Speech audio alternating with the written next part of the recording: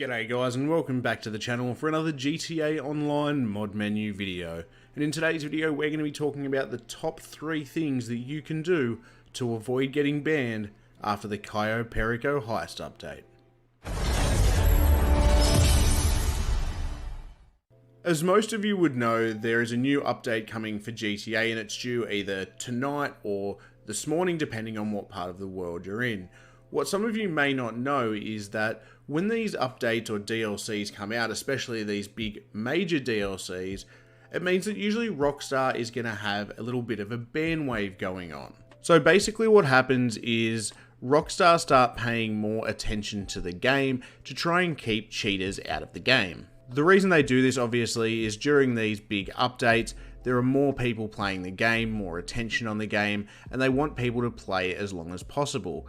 If people are just giving themselves money, things like that, obviously what that's going to do is A, cost Rockstar a lot of money, and B, deter other people away from the game if they're getting griefed by things like modders.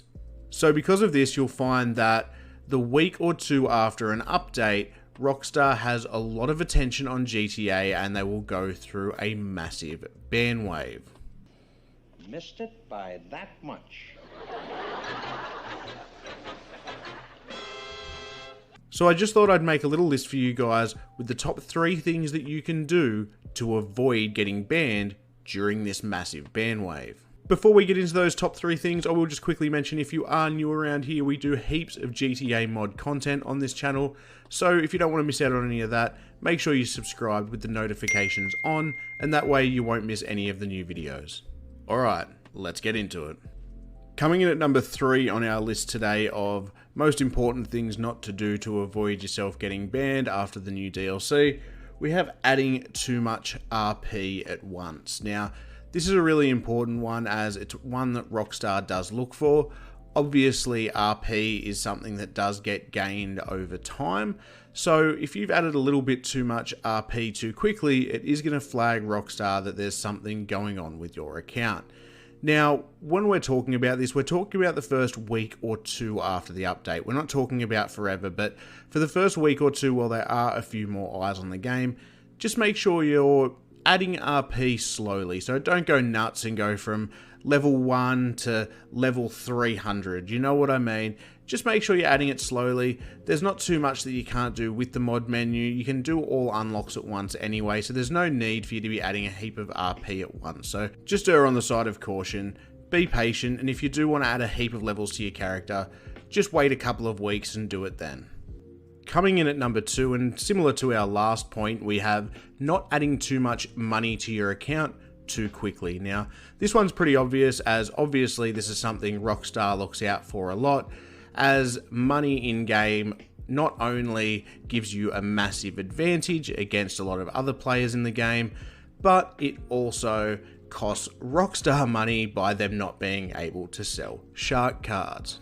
Due to the fact that not only this annoys a lot of other players, but also, like I said, costs Rockstar itself money, it's something that they monitor really, really hard. So just be careful in the week or two after the update that you're not adding too much money too quickly to your account, as it may flag Rockstar that you are cheating. If you have a paid menu, you should probably be okay, but where this is a real problem is free menus. Obviously, free menus don't have the same protections, so you are more of a chance of getting caught out by Rockstar. So for that reason, if you haven't already added enough to your account for the new DLC, just be patient, use the money you currently have in your account, maybe add a couple of mil more every day, but don't be going crazy on it, as this is the time where Rockstar is going to be monitoring it the hardest. And coming in at number 1 on our list today of things to avoid to stop you from getting banned after the update is, for the love of God, don't use a free menu in the week leading up to the update or in the week or two after the update. Most of you would already know, if you use a menu like KIDDIONS, which is probably the best free menu on the market, that KIDDIONS is offline from the week before the update to a week or two after the update. And the reason for that is they can't guarantee that it will go undetected. A lot of the other menus don't care as much as KIDDIONS, and for that reason they will keep their menus live, even though they know there's a good chance that you will get detected. The reason for this is a lot of these free menus don't have a lot of money coming in, obviously, so they don't have the time to work on updating their menu as quickly to make sure they're staying undetected with the new update and therefore keeping you at a low risk of being banned. Whilst obviously the risk still remains with paid menus, your chance of getting banned is a hell of a lot lower.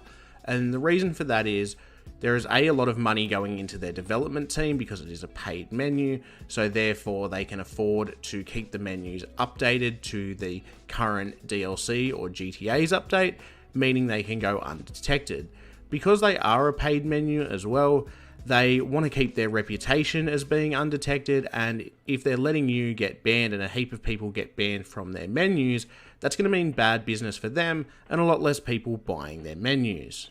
For that reason, you'll notice after the update tonight or this morning, depending on where you are in the world, most of the paid menus will go down and they won't be accessible till probably about a day or two after the update. And the reason for that is most of these paid menus are going to be updating their protections to keep in line with GTA's new update, something that the free menus just don't do. So please, for the love of God, if there's one thing you take from this video, I beg of you, if you are using a free menu, I hope you haven't been using it the week before the update, and I beg you not to use it the week or two after the update, because I can almost guarantee that if you come on tonight on your free menu after GTA has just updated and you add yourself a little bit of money or something like that, I can almost guarantee that in a week or two's time, maybe a bit later, you're going to end up with that ban hammer swinging swiftly upon you.